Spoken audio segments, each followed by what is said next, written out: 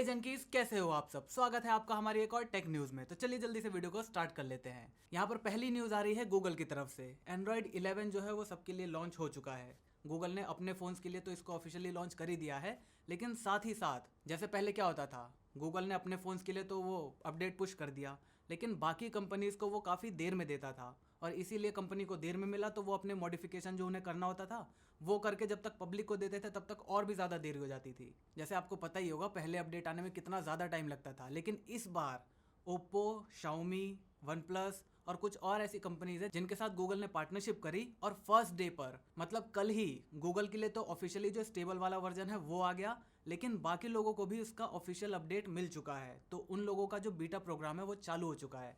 तो अगर आप एक वन प्लस के यूज़र हो, शाओमी के आप सेलेक्टेड फ़ोन्स हैं, अगर आप वो यूज़र हो तो आपको भी एंड्रॉयड 11 का बीटा कल ही मिल गया होगा। अगर नहीं मिला तो आज या एक दो दिन में मिल जाएगा, लेकिन ध्यान रहे ये सिर्फ सेलेक्टेड यूज़र्स को है, सबके लिए नहीं। तो आप नीचे कमेंट करके बताओ कि आप एंड्रॉयड का कौन सा वर्जन चला रहे हो या फिर आप iOS चला रहे हो। कमेंट करके ज़रूर बताना। अगली न्यूज़ हमारी आ रही है कोरोना वैक्सीन को लेकर। ऑक्सफोर्ड यूनिवर्सिटी और एस्ट्राजेनेका नाम की एक कंपनी है, ये दोनों मिलकर अपनी एक वैक्सीन तैयार कर रहे थे। तो इसका फर्स्ट ट्रायल और सेकंड फेज़, ये दोनों फेज़ के ट्रायल कंप्लीट हो चुके थे।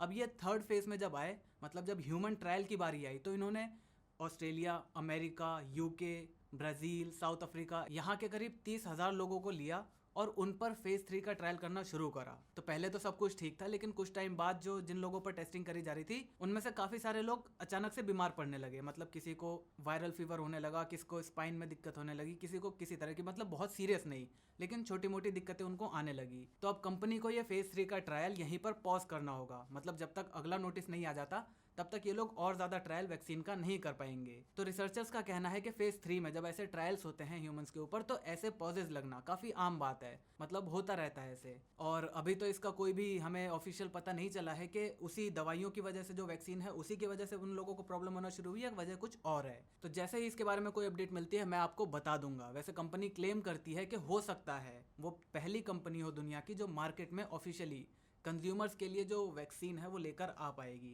यहाँ पर अगली न्यूज़ निकल कर आ रही है अमेरिका के एनर्जी डिपार्टमेंट से। लिथियम आयन बैटरीज हमारे लिए कितनी ज़्यादा ज़रूरी हैं ये तो आप सभी को पता ही होगा। हमारे मोबाइल फ़ोन्स और फ्यूचर में जो कार्स आने वाली हैं इस चीज़ के लिए लिथियम आयन बैटरीज बहुत ज़्यादा इंपॉर्टेंट है हमारे लिए। और हाल ही में एक रिसर्चर और उनकी टीम ने मिलकर जो पहली बार जो लिथियम आयन होता है ना उसके अंदर देखा, मतलब एक मॉलिक्यूल के अंदर देखा। तो पहले तो उन्होंने उसकी पूरी सरफेस को पढ़ा, उसके बाद उसके और अंदर गए, मतलब पूरे मोलेकुलर लेवल पर वो लोग चले गए। और उसके बाद वहां पर उन्होंने एक चीज ऑब्जर्व करी कि जब भी हम इसमें चार्ज डिस्चार्ज करते हैं तो बाहर की जो सरफेस है वो और उसके अंदर, जैसे फॉर एग्जांपल आप ये मान लो कि एक चावल का बॉल है, ठीक है। तो चावल की बॉल में वो बॉल एक तो बॉल एक ऑब्जेक्ट है, उसके अंदर जो बहुत सारे चावल के दाने हैं वो भी अलग अलग इंडिविजुअल ऑब्जेक्ट्स हैं।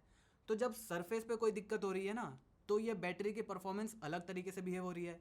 और जब अंदर जो अंदर मॉलिक्यूल्स हैं उसमें कोई दिक्कत हो रही है, उसमें किसी तरह की छेड़खानी करी जा रही है, उसमें कोई डैमेज पहुंच रहा है, तो बैटरी अलग तरीके से बिहेव कर रही है। तो ये चीज़ साइंटिस्ट ने पहली बार नोटिस करी है। और साथ ही साथ ये भी देखा गया है कि जब भी चार्ज और डिस्चार्ज होती है ना लिथियम आयन बैटरीज तो इसमें डैमेज होता है।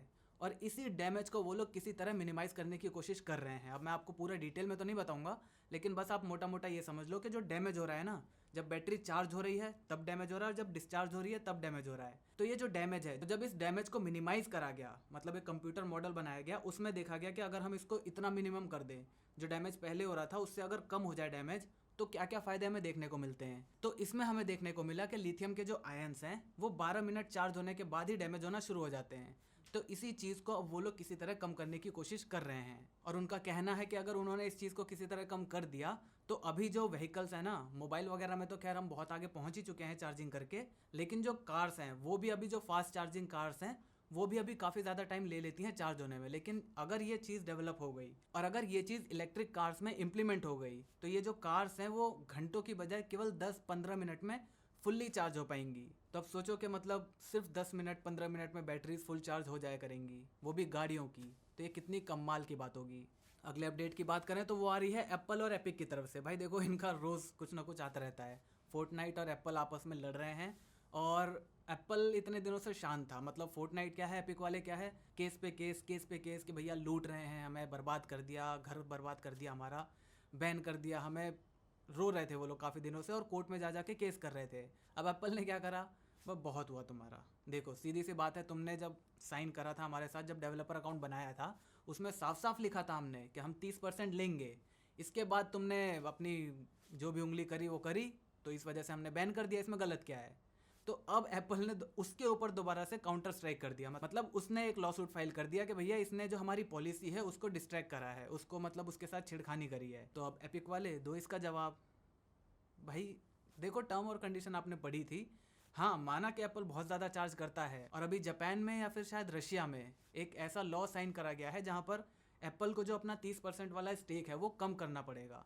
तो धीरे धीरे चीज़ें शायद लाइन पर आ रही हैं, लेकिन अभी के लिए तो एपिक वाले की बहुत ज़्यादा प्रॉब्लम चल रही है। अगले अपडेट की बात करें तो वो आ रही है मॉन्स्टरस कैमरा की तरफ से। आपने मोबाइल फोन्स में कैमरा देखे होंगे 108 मेगापिक्सल के, बड़े बड़े डिजिटल कैमराज होते हैं उसमें 40 मेगापिक्सल 50 मेगापिक्सल, लेकिन जो हमारे फ़ोन्स हैं उसमें 108 मेगापिक्सल का कैमरा, 64, 48, मतलब हमारी जो आंखें हैं वो 576 मेगापिक्सल की ऐसी बताई जाती हैं। तो अभी चिली में रूबिन ऑब्जर्वेटरी में एक इतना बड़ा कैमरा का एरे, मतलब बहुत सारे कैमरा के सेंसर्स को जोड़कर एक बहुत बड़ा कैमरा का सेंसर बनाया गया है, जिसका टोटल मेगापिक्सल काउंट निकल कर आता है 3200 मेगापिक्सल। अब ये चीज़ फोटोग्राफी में तो हमारे काम नहीं आने वाली, लेकिन ये चीज़ स्पेस एक्सप्लोरेशन में हमारे बहुत ज़्यादा काम आने वाली है।